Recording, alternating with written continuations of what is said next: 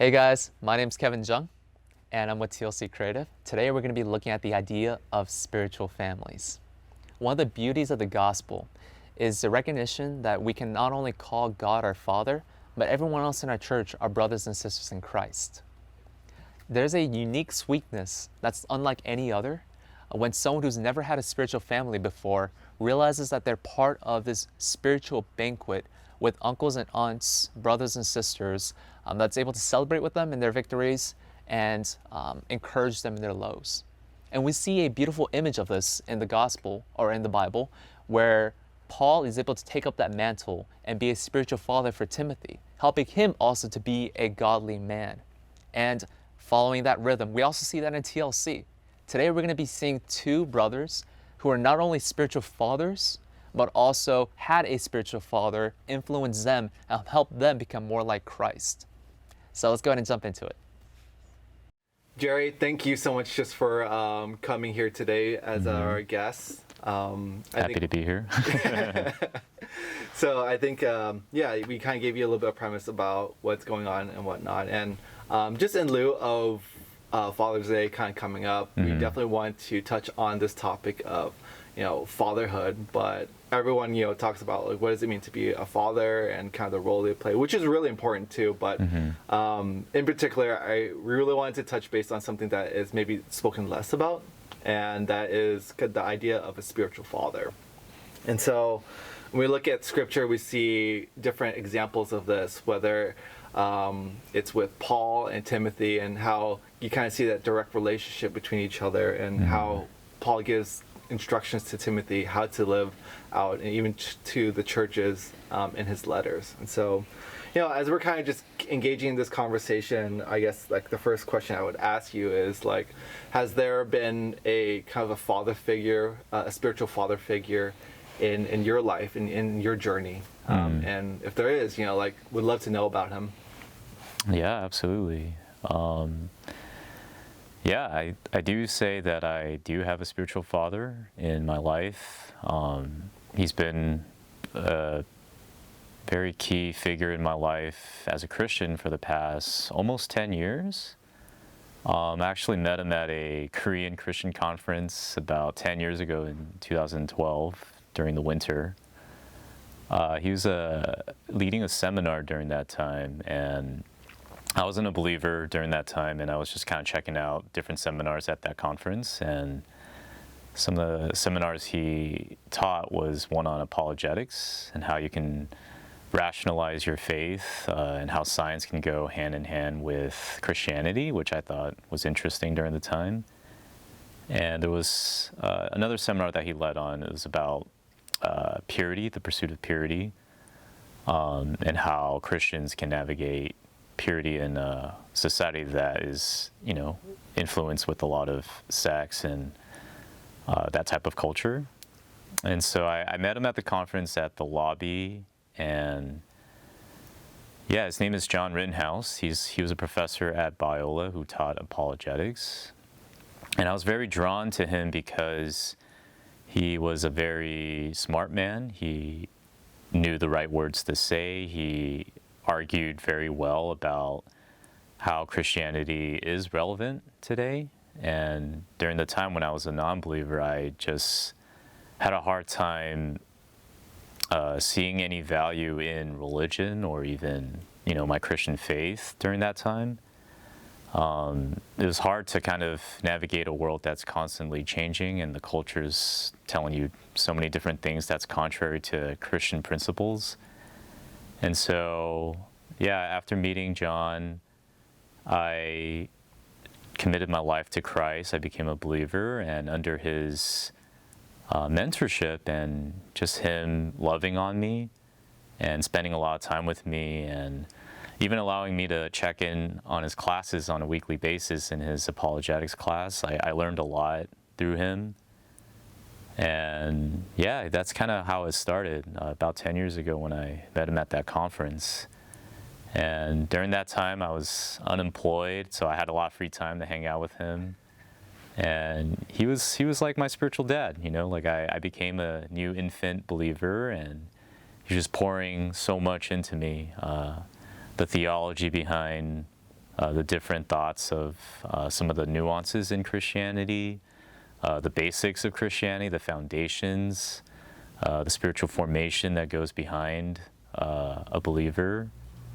And yeah, he just really, invested in me. He loved on me, and he actually prayed that he'd be able to mentor me before that conference ended. And I thought that was something that was very special to me, knowing that it was definitely a God-ordained relationship, something that he prayed for. I can kind of share a little bit more about that later, but I really felt that it was a very special relationship that I had with him. Yeah. Yeah, I'm not sure what else to share, but that's kind of like the gist, the start of our relationship. I think more so than just someone that I respected and looked up to for like his wisdom and his knowledge.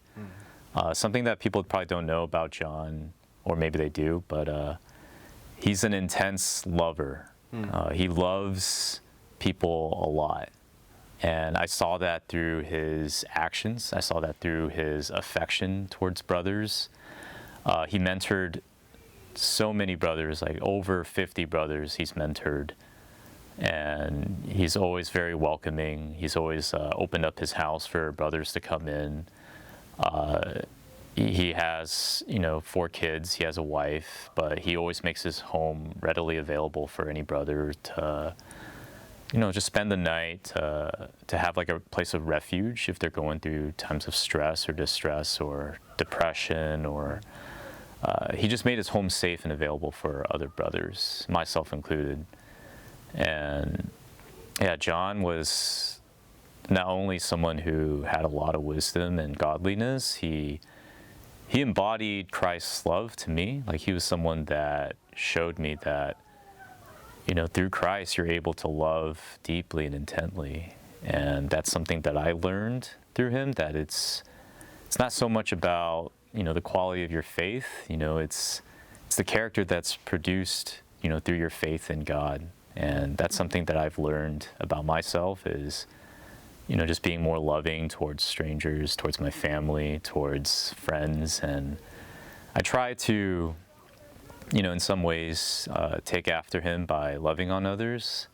But he is an intense lover, and it's really hard to replicate that. Yeah. But I think his influence on me to love others deeply continues to this day. And I try to continue to love as well as he has loved. Yeah, no, that's beautiful and that's amazing. I think, it's incredible to hear the different stories that those who came before us and choose to invest into us, what a radical impact they have, especially, the right words at the right time, or even just the right action. So just kind of following with that same thought, like, what were some kind of the major pivotal points where John was kind of there for you? And would love to hear kind of a little bit about those stories. Yeah, there's a lot. 10 years, right? It's so many things. Growing up, I didn't have much of a relationship with my own physical father, biological father. Although he's present in my life, like, he's provided, he's been a part of our family, and he did as much as he could to sacrifice and raise 5 kids in the house.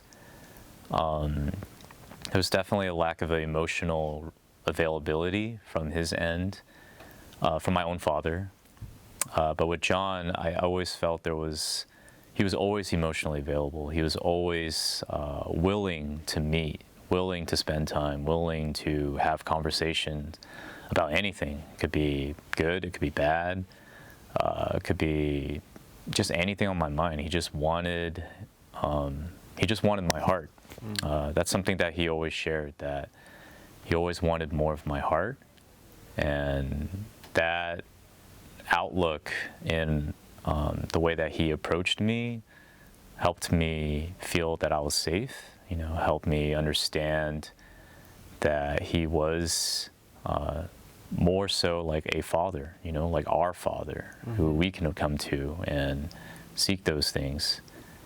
And so, Yeah, I really felt that John played a role as, in some way, as a healer for me, because I was able to reconcile some of my own childhood traumas, some hurts I've had. I had many discussions with him.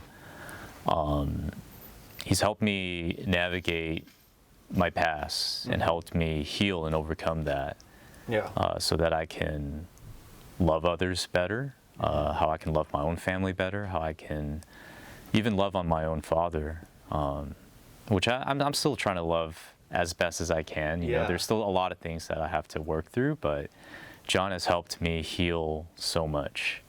And I think that's what's allowed me to love on other people. Yeah, no, that's beautiful, most definitely. And you know, like I think we always talk about TLC just being like a family, but more than that, like church itself is this family that's rooted in our relationship with Christ. And so maybe just taking like a step back a little bit more, just abroad, like how do you feel like within a family of Christ, how's that's impacted you? Because I mean, fortunately too, with Elaine and Roger, they're here too. Yeah. But you know, you kind of have double dipping on there. But that being said, like, what do you feel like kind of that relationship with a spiritual family has been like for you in that same impact? Yeah. So, I mean, first off, like I'm definitely grateful that I do have, you know, family members who are Christian and part of this spiritual family. But I can't emphasize enough how important church community is to me. Just knowing that there are brothers and sisters here who, you know, who've committed their life to Christ, who are changed by the love of Christ. It's definitely given me a sense of, you know, not only just a duty to my own family, but like to this community. You know, there are other brothers and sisters who, you know, they've grown up through their own troubles, their own upbringing, and there's a lot of brokenness that they faced, and something that I try to pay forward, you know, is, you know, my own spiritual father, you know, John, invested in me. I want to be able to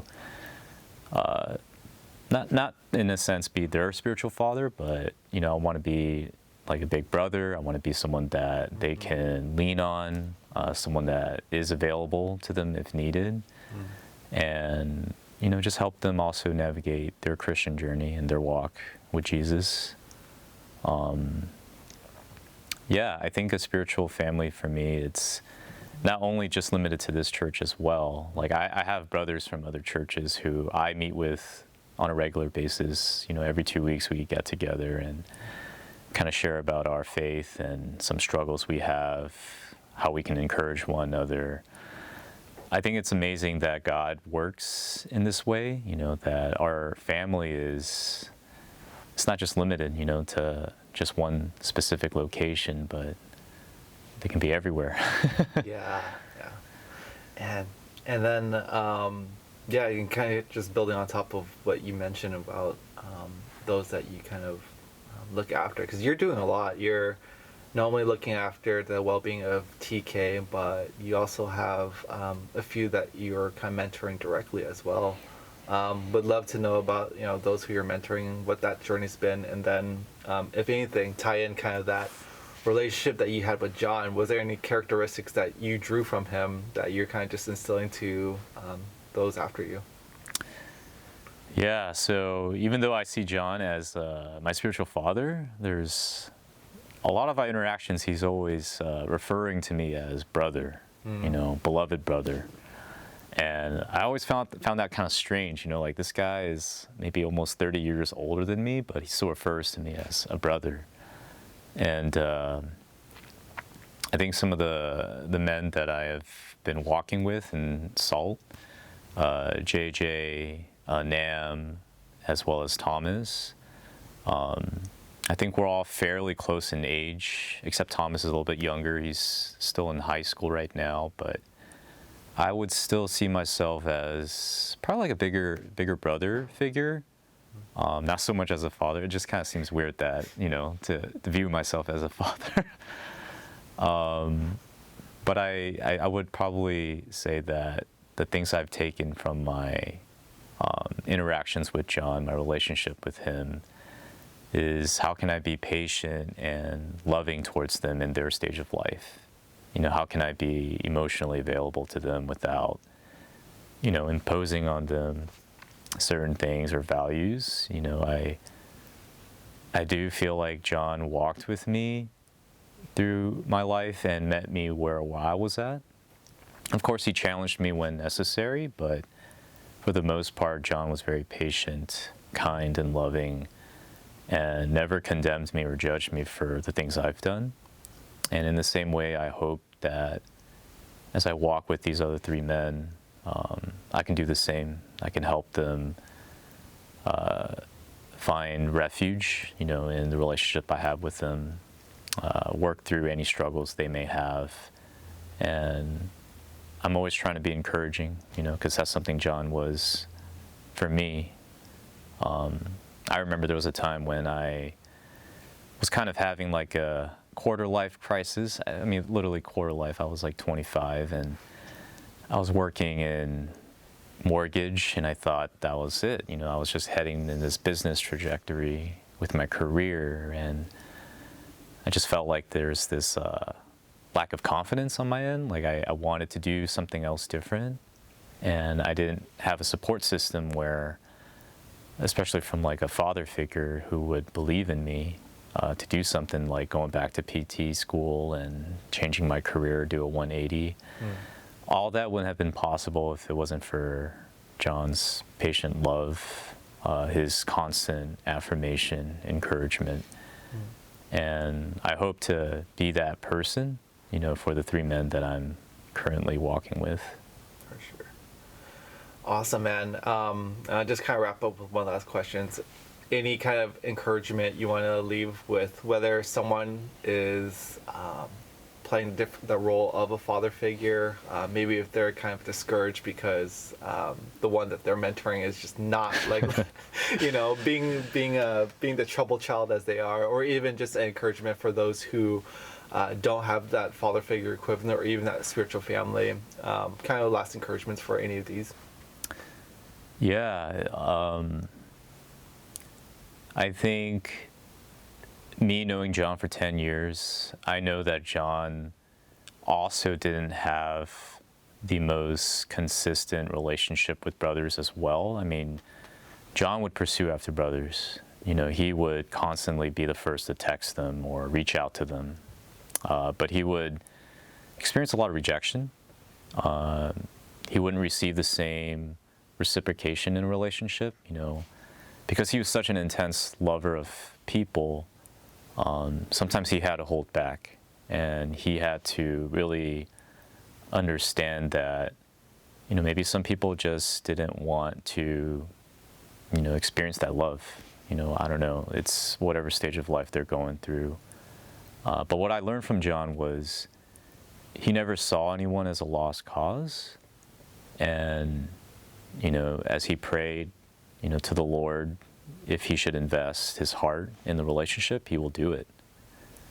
And if God has called you or if someone to, for you to invest your life in and invest in a relationship and to love on them, I strongly encourage you to continue living out in obedience, because there is benefit to it. I mean, there may not be results that you see, but I firmly believe too that there is no such thing as a lost cause. And although there may not be any fruit, as long as God is continuing to feed you that desire and give you that strength to pursue that person, yeah, I would just encourage you to never give up on that person, and just pray that that person would hopefully reciprocate and respond to the love that you're pouring out to them. Or maybe even just pray for wisdom on how you can love that person and meet them with where they're at. You know, how else can they be loved if things aren't working a certain way? But yeah, I think those are some things that John has taught me, and I encourage other salters out there or spiritual fathers out there to try to do the same, you know? Well, for sure. Thank you so much just for, again, your time and everything else. I think you have so much wisdom as well as just such a great story of how you've been impacted by John. So glad to have you, brother, at this church, as well as just the impact that you're doing for others, whether directly at TLC or even outside of it. So yeah, that should be it. Thanks, man. Thanks, Sam. Yeah.